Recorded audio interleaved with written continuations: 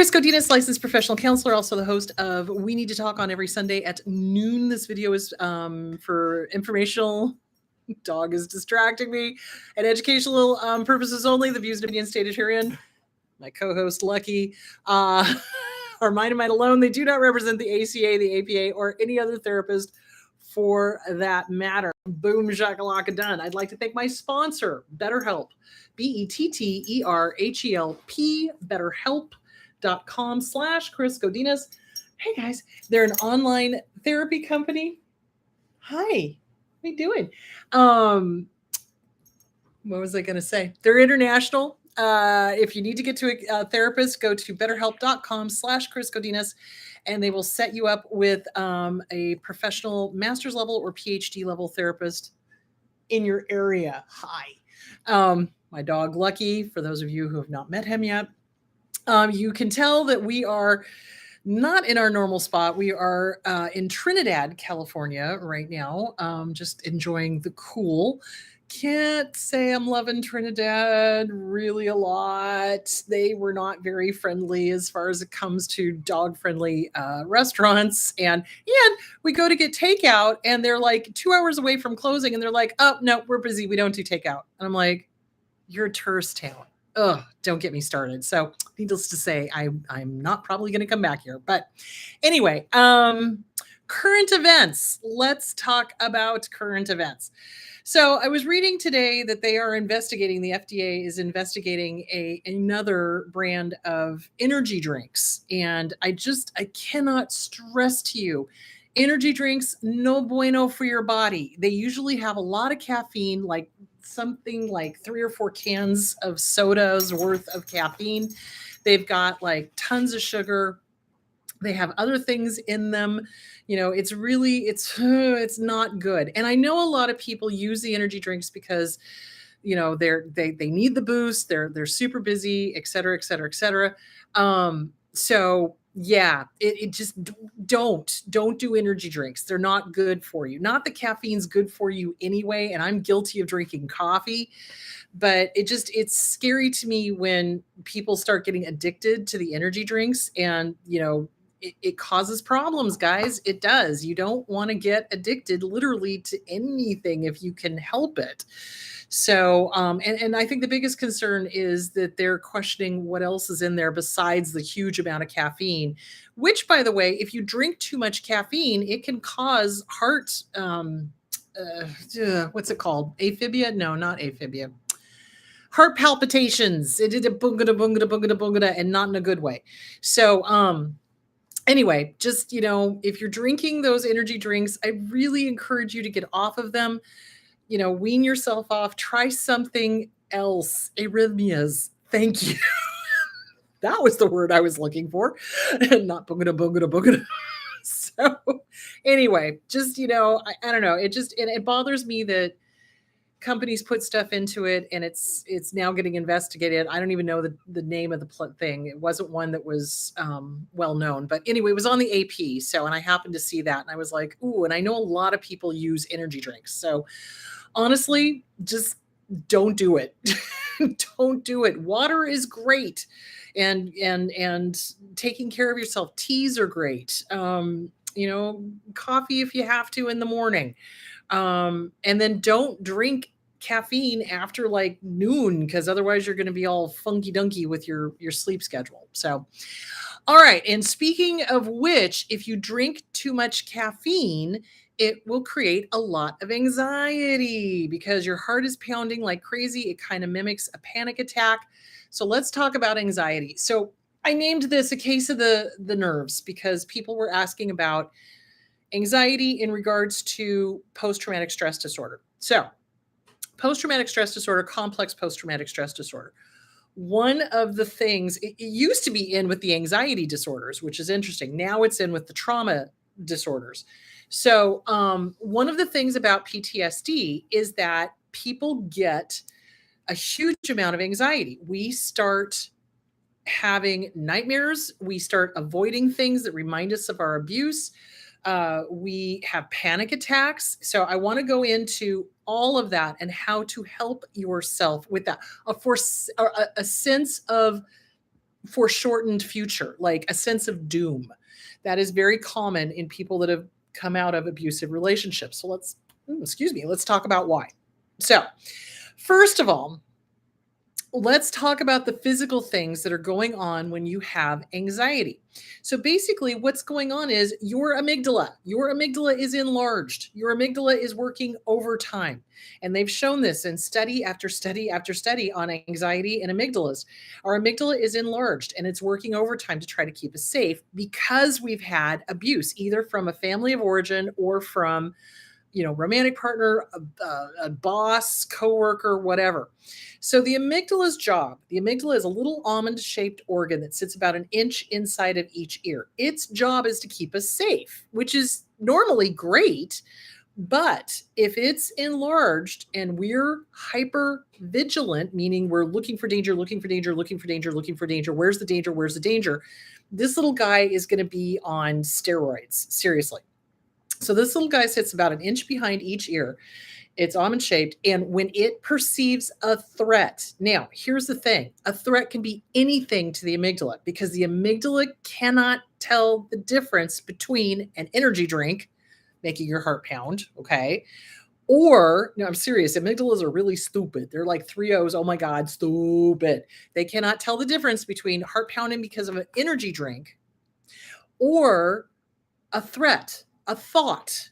You think about something threatening. You smell something that reminds you of when you were abused. You hear something. You see something. You taste something. This all makes the amygdala go, oh my God, oh my God, oh my God. And then it tells the hippocampus and the hypothalamus to release cortisol. So cortisol is our stress hormone. So we start tensing up, right? Now we've cut off the oxygen to our lungs. Our heart is pounding, okay? We're taking in puffy little breaths that don't go anywhere. Racing thoughts, racing heart. And at this point, the brain goes, oh my God, we need energy to get out of here. Oh my God. And it tells another part of the brain, which is a little further down on the brain stem, so a little bit more reptilian, we need adrenaline. We need adrenaline. So it tells the adrenal gland to release everything at once. So now we're really shaking like a leaf, racing thoughts, pounding heart. And at this point, we do one of two things. We either go into your stereotypical panic attack, which is the, oh my God, I can't breathe, and then we keel over, or we turn into the Incredible Hulk. We get angry. We get really, really, really rageful, angry. And it's a trauma response. It's a way to keep people away from us. It's a way to stay safe. The other thing that happens, and we're going to talk about how to deal with that. Hold on. The other thing that happens too is we have this generalized anxiety. We have this generalized sense of doom, like, oh, I'm not going to live very long, or, gosh, I just feel like something bad is going to happen. Well, it's because when we were kids or when we were with the abuser, something bad happened on damn near a daily basis. So it's that, trying to stay safe, again, trying to predict what's going to happen. So if we go for the negative and it doesn't happen, then oh, good, but if we go for the negative and it does happen, then okay, I knew that was going to happen. So it's a weird way of keeping ourselves safe. So to give you a couple of examples, when I was a child, my dad was literally a loose cannon. Like you never knew which way he was going to go flying across the deck. Okay. And whenever we went someplace new, I threw up because I was such a nervous wreck. I never knew how he was going to behave. Was he going to embarrass us? Was he going to scream at us? Was he going to hit us? Was he going to, do something stupid, and you usually did. So, so we get this, anticipation of bad things happening, or we get this generalized anxiety. It's like, oh, it's someplace new. I don't know what's going to happen. And that for me as a kid, that was the big thing. That's why I threw up, because I didn't know what was going to happen. It was like, something's going to happen. I just don't know what. And so I would throw up. That was the only thing I had control over. So, so we get this anxiety. We get this incredible sense of anxiety. We get social anxiety. We get afraid to leave our house. We get agoraphobia, where we don't want to go anywhere, or we get anxiety where it's like, ooh, too many people. Now, I also have had that happen to me. So like John and I, one time when we lived in LA, we went to one of the malls, and it was around Christmas time. And I remember turning to him and going, get me the hell out of here yesterday. Get me out. because I was starting to have a panic attack. There was just too many people bumping into you and the whole thing, and it just didn't feel safe. So yeah, so anxiety is kind of part and parcel of PTSD. That's just what happens to us because we've had so many bad things happen. And because our inner child is trying to keep us safe and anticipating, well, what if this happens? And what if that happens? And what if? So basically what happens is our subconscious starts living in what if? What if this happens? What if that happens? So when we're living in what if, we're in anxiety all the time because we're trying to anticipate what's going to happen. What's going to happen now? What's going to happen now? What's going to happen now? So, what ifs are your clue that you need to check into what you're thinking. Okay. So, let's back it up to the panic attack and we're going to tackle all the other forms of anxiety. So, when we have a panic attack, it's because something, our thoughts, something we saw, something we heard, something we tasted, something we smelled, made the amygdala go, oh my God, here and now, here and now, here and now. It's because the amygdala cannot tell the difference, like I said, between an energy drink making your heart pound and fear making your heart pound, or a thought that's dangerous, or something that reminds you of your abuser. It's all here now, here now, here now, here now, no logic. Okay. So when you realize you're having a panic attack, what is your first clue that you're starting to have a panic attack? So for a lot of people, their first clue is they're clenching up. That's their and holding their breath. That's what we do. It's like we hold our breath and we clench up, okay? Or you can feel the heat rise. That's another way to know that you're starting to have a panic attack. For some people, they don't know they're having a panic attack until they're into the point where they're, and that's fine. It's like wherever you can catch it, that's okay. So basically, as soon as you know you're having a panic attack, the best thing to do is to take a super deep breath and hold it. So you just, and then force your shoulders down, force your chest out so that you're kind of relaxing that whole area, and then slowly let it out. And as you're letting it out, I'm safe. I'm okay. Brain, shut the bleep up. I'm fine. Everything's okay. There is no saber-toothed tiger. It's all good. Let it go. We're okay. And you kind of do some self-soothing. It takes about 5 minutes for the adrenaline to flood out of the system. So you're going to have to sit there and do really, really slow, deep breathing with self-soothing. So remember, when we're having a panic attack, it's generally because our inner child is freaking right the bleep out. So you comfort yourself the way you would in a small child. You're safe. You're okay. Everything's fine. It's all good. You're good. Nothing's going to hurt you. It's okay. Try rubbing your arms, try rubbing your legs. Remind yourself that you're in the here and now and everything's good.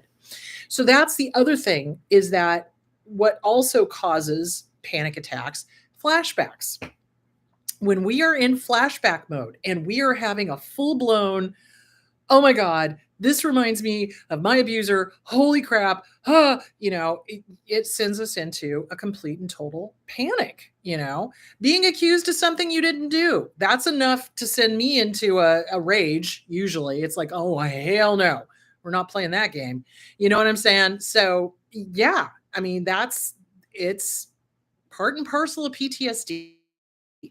So breathing is going to be your best friend and self-soothing as you're allowing your system to calm down. That's another reason why I think energy drinks are a really bad idea for us.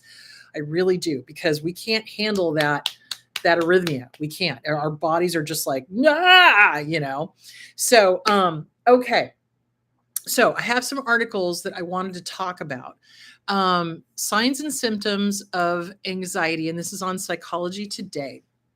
Why do I feel like something terrible is about to happen? A sense of impending doom is a common accompaniment to bouts of anxiety and especially panic attacks.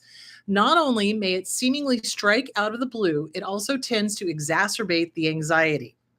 So, in other words, we have the more it exacerbates that sense of impending doom because we've had a panic attack. We know what that feels like. We don't want another one. And oh my God, I don't want it. I don't want it. Oh my God, I don't want it. I don't want it. Well, if we're focusing on that, guess what? We're going to have it because our body is just like, well, we're just going to do that so you can stop, worrying about it. The feeling that something bad is about to happen is triggered by the body's response when the mind senses a threat. Hormones, cortisol, released are as part of the body's stress response, put the brain on high alert, scanning relentlessly for danger. So, like danger, where's the danger? Where's the danger? High alert, hypervigilance. And if there is none there, we sometimes manufacture it with the what ifs in order to get over it. Seriously. So this is why we've got to do a two-pronged approach. It's got to be a physical thing, and then we've also got to rein in that what if. And if you hear, well, what if this and what if that? That's your clue to just totally tell that to shut the bleep up. Seriously. Thank you for your input. Oh, kitty cat. Shut the bleep up. Sorry. Shut the bleep up. I'm not playing that game. I'm not living in a future that has not happened. And that's the really important part is that it hasn't happened. You're living in a future that has not happened.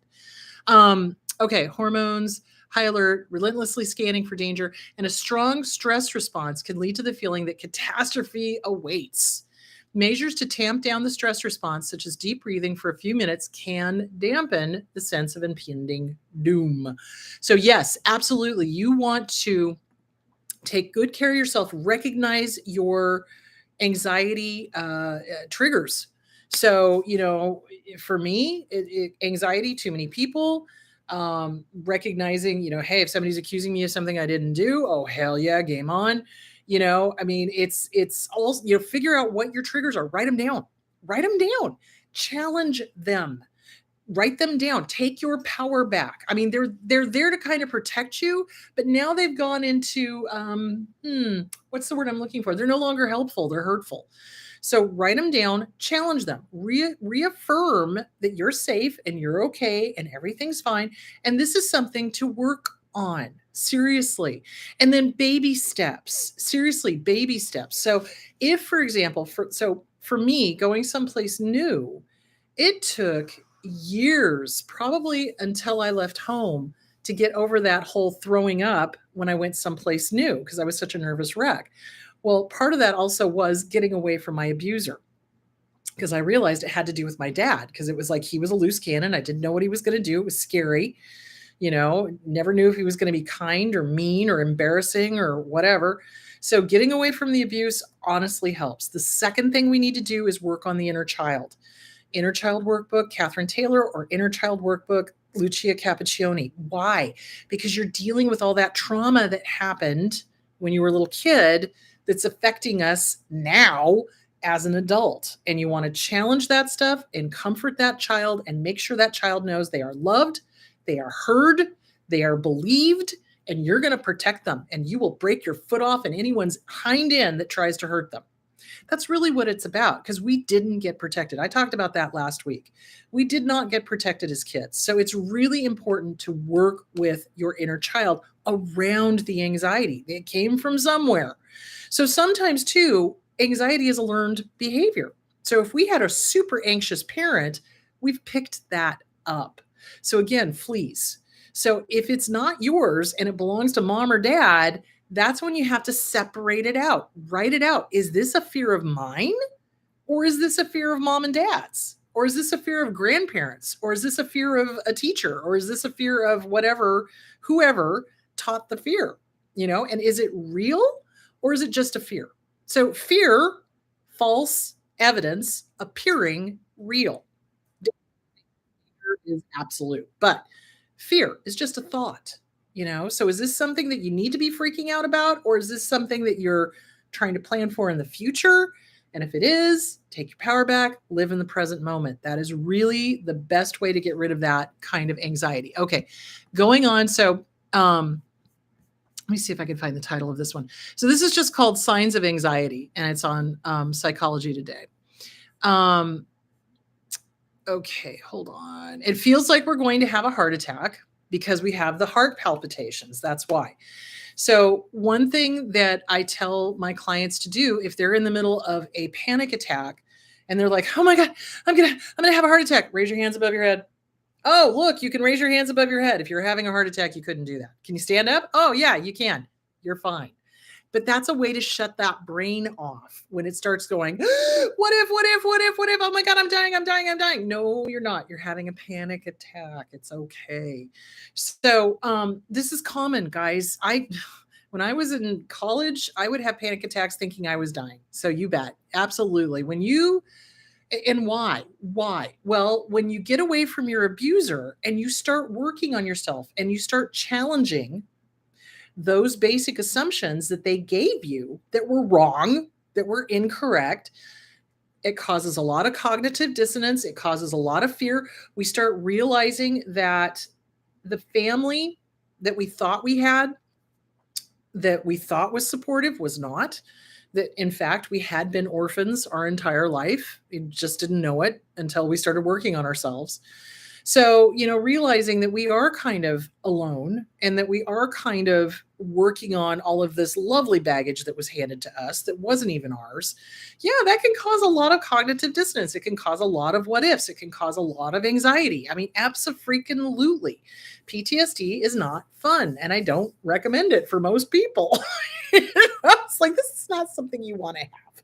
So, but the point being is that you're not crazy. This is part and parcel of healing, unfortunately. So it's learning how to cope with the anxiety, kind of push through the anxiety so that you are running the anxiety and the anxiety is not running you. It's a bully. Think of it as another abuser. That's really a good way to think about it. It's kind of like another abuser. Because why? Because it stops us from doing things. It stops us from going out. It stops us from going to like malls. It stops us because we try to start avoiding all the things that make us anxious. So, and social anxiety, this huge for us as survivors. Why? Well, if we had truly crazy parents, they didn't know how to socialize. They didn't know how to be a normal human being, and so going out into public was always an incredibly stressful thing. At least it was for me, because it was like, what stupid thing is he going to do now? What horrible thing is he going to say about his family now? How is he going to embarrass us? Is he going to hit us? Is he going to, say something stupid? What? So, and I talk about this in my book, What's Wrong with Your Dad? You get a reputation unfairly because of the crazy parent. It's like, oh, yeah, I know those people. Yeah, I don't want anything to do with them. And it's like, I have nothing to do with my dad. I'm not him. Thanks for playing. So, yeah, it creates this sense of I can't go out because I'm going to be associated with this crazy family, or I can't go out because I don't know what my abuser is going to do. So it's totally normal. This is totally normal. So, all right, signs and symptoms. Let's go back. Okay, why does my body shake? It's because of the cortisol. You can't concentrate when you have anxiety. You feel like you can't breathe because you're holding your breath. It is a fear response. And yes, children do get anxiety. They absolutely do. And it is a learned behavior. So that is the biggest thing to remember. Okay, let me see. Is this the one I wanted to look at? No, this is not the one I wanted to look at. Let's look at PTSD. Okay. So post-traumatic stress disorder, it causes unwanted, distressing memories of the traumatic event, reliving the traumatic event as if it were happening again, flashbacks. And that's because of the amygdala. So the amygdala, like I said, cannot tell the difference between past, present, future, thinking about a threat, smelling a threat, hearing a threat, tasting a threat. It's all here now, right here, right now. It's happening. So you've really got to be able to be like, nope, I am safe. I am okay in this present moment. My abuser is not here. I'm all right.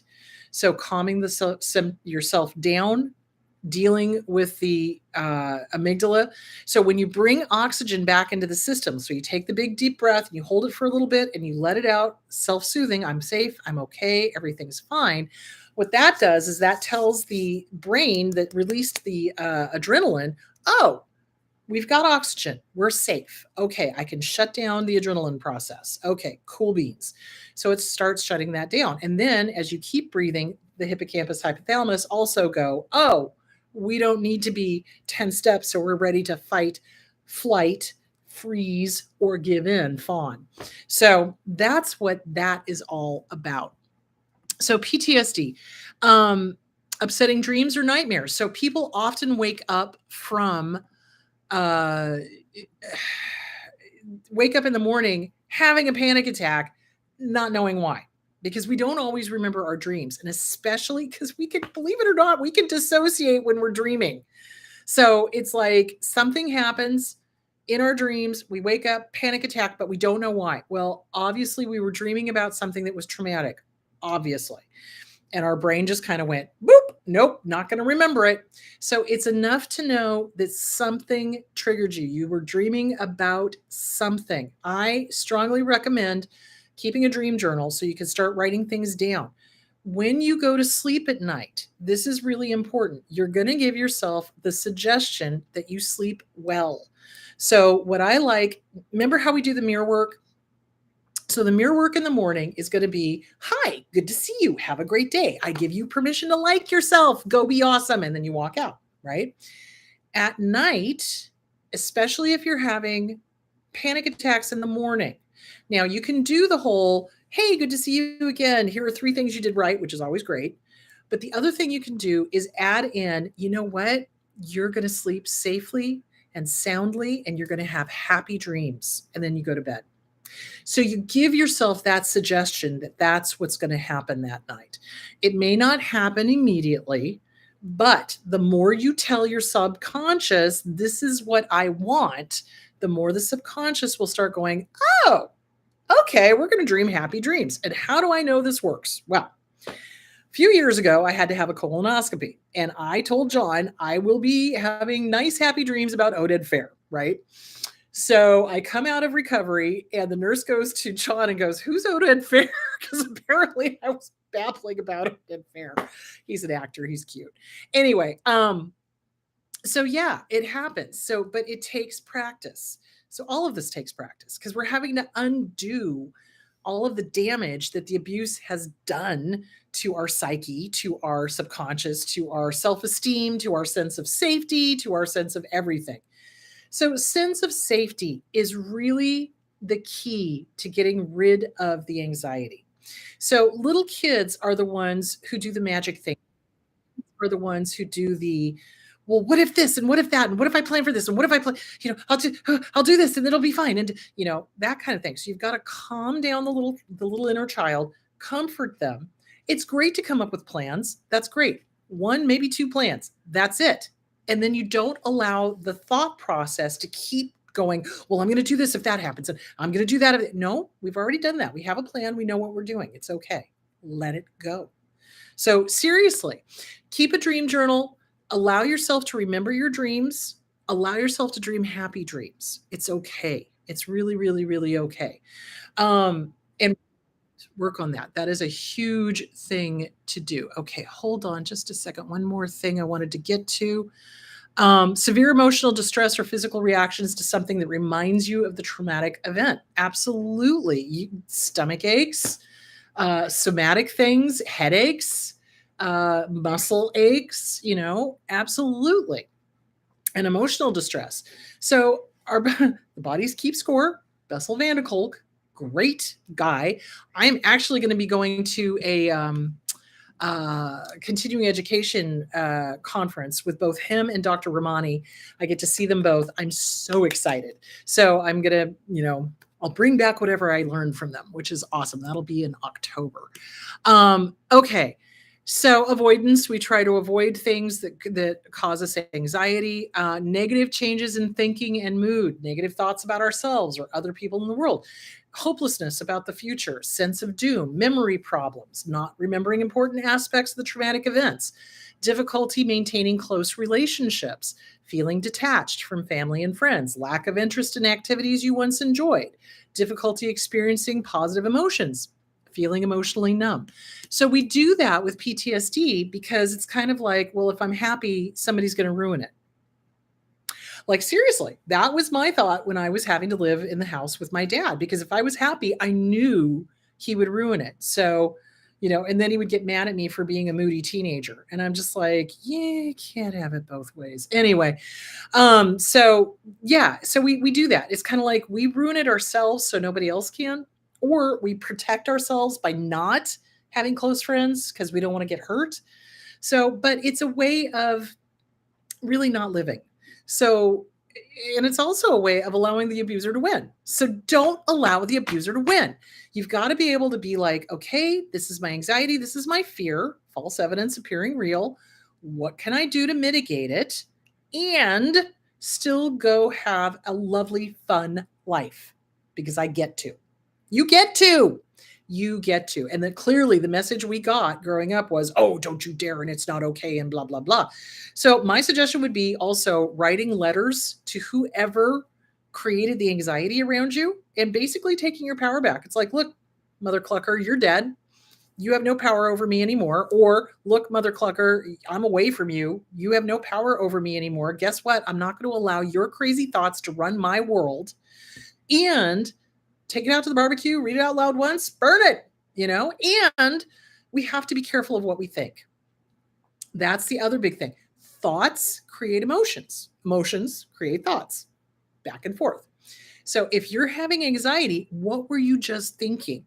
If you're having a panic attack, what were you just thinking right before you realized you were having a panic attack? A lot of times people are dissociating and they don't quite know, but sometimes they're able to go, oh, I just thought X, Y, and Z. Great. Okay, now we know what caused the panic attack. Excellent. Let's work on that. So that's kind of what I want you guys to work on, is that you're not crazy. This is part and parcel of PTSD. This is part and parcel of CPTSD, because we've had so much trauma that we're trying to keep ourselves safe. The amygdala literally is enlarged and it is trying to keep us safe. And it's stupid. 3 O's. Cannot tell the difference. Past, present, future, thought, seeing something, hearing something, smelling something, tasting something. It's all here now, here now, here now. So you kind of have to remind yourself, I'm safe. I am okay. Everything is fine. There is no danger right now. I have some fear for sure. I'm going to validate and acknowledge that, but there is no danger. So gentle, gentle, gentle. Anxiety is, what's the word I'm looking for? It's the gift that keeps on giving. So they gave us anxiety because of the abuse. They gave us anxiety. So the anxiety was trying to keep us safe, and it served a purpose at one point in time. Honestly, I think for me with the throwing up is, if I was throwing up, my dad kind of left me alone. So I think that's why I kind of clung to that for so long when he was around. So, you thank it. Thank you, anxiety. That was lovely. That was a lovely thought. And I know you're just trying to keep me safe. And because it's an and world, I don't need you anymore. We're done. I don't need you anymore. I don't need to do this anymore. It's harming me now. Write it out. Challenge it. What can you do instead? How are you safe? Remind yourself you are safe. Work with your inner child. Work with the self-esteem workbook, Glenn Schiraldi. PTSD, CPTSD by From Surviving to Thriving by Pete Walker. So work on all of this. And this is totally normal and to be expected. Having a huge amount of anxiety is to be expected. If somebody comes out of a traumatic thing and says that they have absolutely no anxiety, I'm going to call bull tinky on that. So, because our bodies, our minds, man, they yeah. So anxiety is normal for having been abused, and we get to be the master of the anxiety, not the anxiety be the master of us.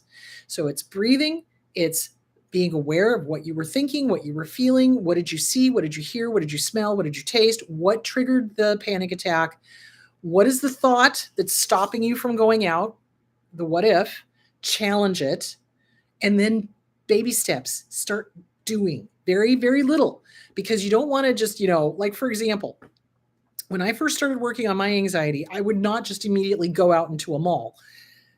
That would not have been a good thing. But if I could go out to like a grocery store, and lots of people in the grocery store. Okay, I'm okay with that. And then you up it to maybe a mall later on. So baby steps, baby steps, baby steps, and gentle with yourself. And do not make yourself wrong. Do not. And anyone who makes you wrong for having anxiety is probably not empathic and probably not a person you want to be around. So, this is normal for those of us who have come from abusive situations. Okay, let's dive into the questions. Okay. I cannot get over the grief of my mother who died 28 years ago. I have intrusive thoughts and feelings all day and I don't know what to do. It's on year 2 after memories came up. What shall I do? Okay, first of all, she died 28 years ago. Holy cow. Okay, I would strongly suggest getting with a psychiatrist and looking into probably some meds for obsessive compulsive thoughts, given that you say it's all day and it's been happening since the year 2. And so that's for 26 years, this has been happening. So I would say get with a psychiatrist, work on that. There's a workbook, hold on, half a tick, that I really liked. So it was called the Intrusive Thoughts Workbook. Overcoming Unwanted Thoughts. Okay, so there's Overcoming Unwanted Thoughts. That's on Amazon. Then there's the Intrusive Thought Toolkit. So honestly, any and all of these books on Amazon, either Overcoming Unwanted Thoughts or the Intrusive Thought Toolkit can help. At this point, I would definitely, though, if those don't help you, I would definitely look into getting with a psychiatrist and see about maybe some OCD meds to help with that. Absolutely. And the thing of it is that you've been doing this for 26 years. If I'm reading that, I'm reading that right, John? That's the way it was written. Okay. So you've been doing it for 26 years. So the more we have a thought, okay, the stronger that connection gets, which is why it's so important to do thought stopping. So thought stopping is where the thought pops up and you acknowledge it. You go, yeah, I hear you. I see you. Yeah, I hear you knocking. You can't come in. And you send it on its way, which is different than resisting it. So when we resist a thought, it's when we go, thought. Oh, I don't want to think about it. I don't want to think. I'm not thinking about it. I'm not thinking about it. I'm not thinking about it. I'm not there. What am I thinking about the whole time? I'm thinking about that thought. But if you go, yep, I hear you. I see you. And I don't really want to deal with you right now because there's nothing I can do about it. So bye, and you send it on its way. The other thing to think about too is grieving. So if you were not allowed to properly grieve, that could be another reason why these thoughts keep popping up. So what you may want to do is write your mom a goodbye letter. Ooh, I know. I know. So write her a goodbye letter and see if that helps. Dear mom, if she was abusive, it may be a go screw yourself letter. But if she wasn't abusive, it's probably going to be a very sad letter. You miss her. So write her a goodbye letter and then trot it out to the barbecue, read it out loud once, burn it. So if after doing that and doing the Intrusive Thought Toolkit book and the Overcoming Intrusive Thoughts, if that doesn't help, then it's time to get a psychiatrist. Absolutely. Because the thing, like I said, is that when we think something constantly, it makes that connection in our brain strong. Okay. So it's kind of like, how do I explain? It's kind of like the wagon ruts that you can see from all the wagon trains that went through in the Midwest. You can still see them because so many went through there, right? So you've got to change the route. So, and the same goes for when we get obsessive about our abuser. So if we're constantly calling up the thought of our abuser, especially if it was romantic relationship, in our heads, you want to be like, nope, not my problem, not thinking about them. Thank you very much. I hear you knocking. I see you. And no, I'm choosing not to think about this person. So that's what you want to start doing because our thoughts have been so ingrained to think about the abuser and think about, this person or think about that person. You want to start doing thought stopping. So when the thoughts pop up, you just go, no, thank you. After you've worked through the grieving. So, our society is really weird about grieving. They don't allow us, or they don't like it when we really truly have a deep emotion. Abusers don't at all. So grieving is a very deep, very genuine emotion. And everybody seems to think that, oh, you grieve for like 2 months and then you're over it. No, grieving is lifelong for sure. It's not intrusive though. It's not like every day, all day. But, every once in a while, I'll think about my mom. She pops into my head, or, I'll think about somebody who's died that I liked. But grieving is a lifelong process. We never stop loving that person. Let's be very clear. When we grieve, we're loving that person. We miss them. And sometimes we don't let go of them because we're afraid if we stop thinking about them that we'll stop loving them. And that's not true. You were always going to love them. If they were good to you, you were always going to love them. If they're an abuser, you may be keeping them stuck with you with anger. That's what I did with my dad. And it was funny because one of my counselors, awesome, she was like, "You're angry at your dad because you're still trying to fix him. And you keep calling him up because you're still trying to fix him." And I was like, whoa, because I was thinking about him a lot, especially in the early years when I was working on my, trauma and everything like that. So, think about it. It's like, why are you calling this person up all the time? Is it to fix them? Is it so that you still feel loved? Is it, what's going on? Grieving is normal. Grieving is normal, and grieving is a lifelong process. It's like you're always going to, if you love the person and they loved you, you're always going to love them and you're always going to miss them and you're always going to grieve their loss. You bet. It's just not going to be as intense. So, and like I said, in our society, it doesn't allow people to grieve. It just doesn't. They're uncomfortable with it. It was like, oh, it's been 6 months. No, mother. It takes, a year for normal grief to kind of go through all the firsts. And then after that, it's like, okay, this is the new normal without them, and then after that, it gets a little easier, So I would definitely say try those 2 books, try Writing and Burning the Letter. I don't know whether it's an abuser or whether the mom was a loving, kind mom. So either way, if it was an abuser, write him the go pound sand letter. If it was a loving, kind mom, do the grieving letter, do the I miss you letter, and I wish you were here letter, do that one. If after doing the books and all of that, it doesn't work, get to a psychiatrist, look into OCD meds to help with the intrusive, constant thoughts. So there is that. I hope that answered that question. Do narcs have anxiety, which they transfer onto their children? My mom was nonstop anxious and always creating drama over nothing and blamed the children for it because she's worried. That sounds more like borderline, to be perfectly honest.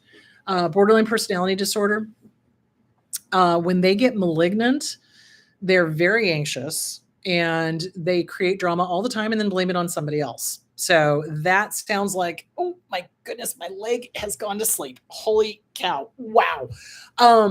That sounds more like borderline personality disorder. But yeah, no, the borderline personality disorder absolutely can. And they're very much into drama. And I'm talking malignant, guys. I'm not talking traits of, I'm talking when they have refused help and they're harming people and they're screaming memes and drama, then yeah, absolutely. So that sounds more like borderline, honestly. And again, I'm not diagnosing, I'm just saying what that sounds like. Okay. We can't move out of our home in a building where we received physical abuse from deranged neighbors since 2018. The police and judge do nothing. Is there a way to stop being locked in? Okay, so you can't move out of our home in a building where we received physical abuse from deranged neighbors since 2018. The police and judge do nothing. Is there a way to stop being locked in? I'm not quite sure of the situation. That sounds like more of a question for an attorney, honestly. If the police and judge are doing nothing, and if these people are still abusing, then or being harassing or whatever. And I kind of talked about this last week. Apparently, the Supreme Court has made it more difficult to get a restraining order, which is only going to harm people who are being stalked by crazies. Men get stalked too. So this is not just harming women, it is going to harm men as well. Um, so I would say if there's still a harassment situation going on, you cannot get a restraining order, police and judges are not doing anything, it's time to talk to an attorney. Because sometimes, honestly, the only thing people understand is if you hit them in the pocketbook. So that would be my suggestion for that. As far as free attorneys are concerned, there are sometimes the universities that have law schools will do clinics, free clinics, where they'll answer questions. Sometimes retired attorneys will do free clinics where they will answer questions or help you fill out paperwork. In Arizona, Fresh Start Women's Resource Center offers legal advice. They'll help you fill out paperwork. They'll answer your questions, that kind of thing. It's for a small fee, for like $15. So you'd have to look around and see if you could get some free legal advice. The other thing you could look into would be Catholic Charities might have some free legal advice you could get, or Jewish Family Home Services. That's another possibility. So look into talking to an attorney, because at this point that sounds more legal than it does psychological. So, okay, let's see. My kitty Sabrina passed away last month. I'm so sorry. I cry every day, at least once, sometimes more. I can't seem to get past this part of my PTSD. Is this part of my PTSD? Does it make the grieving process longer? No, sweetie, that's normal grief. So a month is nothing. A month is nothing. It is no time at all. A month is nothing. When we lost Scotty, oh God, that was awful. So, yeah, you miss him, and it was really hard because, he was our last dog. So before we got these guys, and a month is nothing. A month, you're just starting to even scratch the surface of grieving. So normal grief, let me say this again, normal grief takes an entire year. It does. A month is nothing. Allow yourself to grieve. And is it going to be every day in that first month? Probably. You betcha. Yeah, you betcha. And you just acknowledge it and you validate it and you allow it. Don't resist it. It's kind of like, yeah, this is normal. This is me loving this little Sabrina cat. You betcha. And you allow yourself to grieve. And again, it might not be a bad idea to do a goodbye letter. Dear Sabrina, you're a great little kitty and I loved you so much, and just let her know how awesome she is and just take it out to the barbecue, read it out loud once, allow the smoke to carry the words to where it needs to go. So, yeah, grieving is a lifelong process. The intense grieving is going to be the first year, seriously. So every day thinking about the cat, yeah, that's when Scotty died. Every day I would think about him. And especially sometimes I would think I would hear him coming into the dog door, and then I'd go, oh no, he's gone, and then I'd cry. And yeah, it's only been a month, sweetie. It's only been a month. That's what I was saying about our society. In a healthy, normal society, they understand that it takes a year and a day, a year and a day. Seriously, it's like allow yourself that year to get through all of the firsts, and it is a lifelong process. There are days when I think about kitties and dogs that I've had when I was a kid and I miss them and I'll grieve over them, So it's lifelong. So gentle with you. Don't make yourself wrong. Write and burn a goodbye letter. And just realize it's going to take a year. It's going to take a year at the very, very least. You betcha. All right. Let's see what the next question is. How do you back away from new people who learn some of your triggers and continue to do said triggers and laugh about it? I want to ghost them, but will have to give up my group of friends. Well, they're not your friends if they're doing things like that. If these people are condoning what these people are doing, then they're not your friends. So let me be very clear. People who are your friends support you. People who are your friends love you. People who are your friends do not tolerate anybody pushing your buttons and creating triggers, okay? Or creating a response to triggers. So these people are not your friends. So what is friendship? Friendship is respect. Same with love. Friendship and love are all about respect. And if they do not respect you, they do not like you, and they do not love you. So if they are disrespectful, you get rid of them. So you don't owe anybody an explanation. You don't. That's the big thing. It's like, so here's the thing, ghosting people, I'm not a huge fan, caveat, unless they're abusive. If they're abusive, then yeah, you have the right to go no contact. Absolutely. Ghosting, otherwise known as no contact. So, but ghosting has come to be like, oh, you're hanging out with somebody, you're dating somebody, and then you just disappear. That's ghosting. Okay. No contact is when somebody is abusive, pushing your buttons, getting you triggered, laughing about it, making fun of you, being disrespectful. You have the right to go no contact with those people. So, because that's abusive. Let's be clear. That's abusive. And if your friend group is unwilling to support you, is going along with what these people are doing, you don't need them. You do not need them. Clean out your friend closet, make room for healthy people. Healthy people are not disrespectful. Let me say that again. Healthy people are not disrespectful. They have boundaries. They know your boundaries. This is a boundary. So, what's your list of deal breakers? Let's go over that. What is a deal breaker? A deal breaker is anything that is going to harm you. So, a deal breaker is if somebody is disrespectful to you, these people are disrespectful to you. If somebody causes you harm, these people are causing you harm.